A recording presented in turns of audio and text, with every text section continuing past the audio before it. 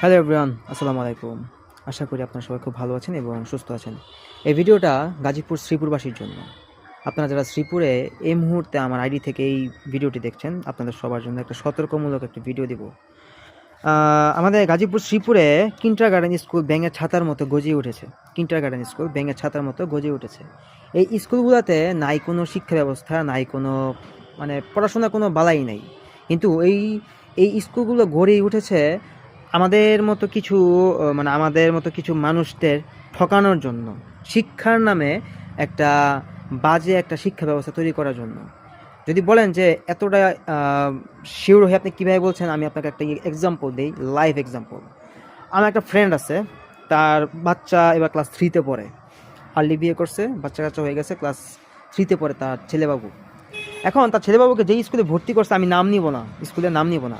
এখন ওই ছেলেবাবুকে যে স্কুলে ভর্তি করছে সেই স্কুলে ভর্তি ফি হচ্ছে আপনার ক্লাস 3-তে নাকি যতটুকু আমাদের বললো অ্যারাউন্ড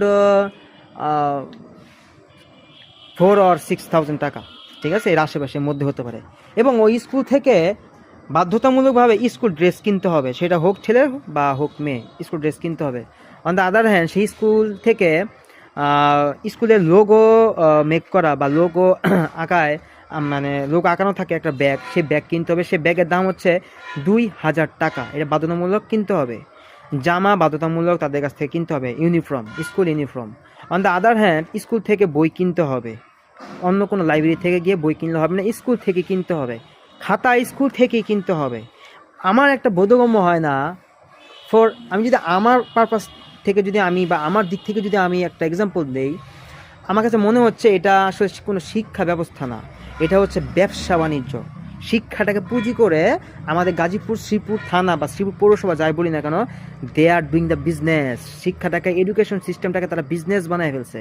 আর আমরা যারা বাবা মা আছি, আমরা চাই যে আমাদের ছেলে মেয়ে, যেহেতু আমার ফ্রেন্ড এখন বাবা হয়ে গেছে, সে আমি এভাবে বললাম আর কি, আমরা চাই আমাদের ছেলে মেয়ে একটু ভালোভাবে পড়াশোনা করুক, একটু আরও ভালো জায়গায় যাক। কিন্তু আমরা আসলে এই জিনিসটা এখন বুঝতেই পারতেছি না যে এই যে আমাদের যে একটা ভালো চাওয়া, আমাদের সন্তানদের যে একটা ভালো চাওয়া, এই ভালোটা চাইতে গিয়ে এই যে এই সমস্ত তথাকথিত কিন্ডারগার্টেন যেই স্কুলগুলো হয়েছে এখন বর্তমানে, বা যেই স্কুলগুলো এখন গজায় উঠছে আমাদের সারা বাংলাদেশের মধ্যে, এরা আসলে একটা ব্যবসা করতেছে, আমাদেরকে ঠকাচ্ছে। আমরা যারা গার্জিয়ান আছে আমাদেরকে ঠকাচ্ছে। এগুলো থেকে আমাদের গার্জিয়ানদের বের হয়ে আসতে পারবে।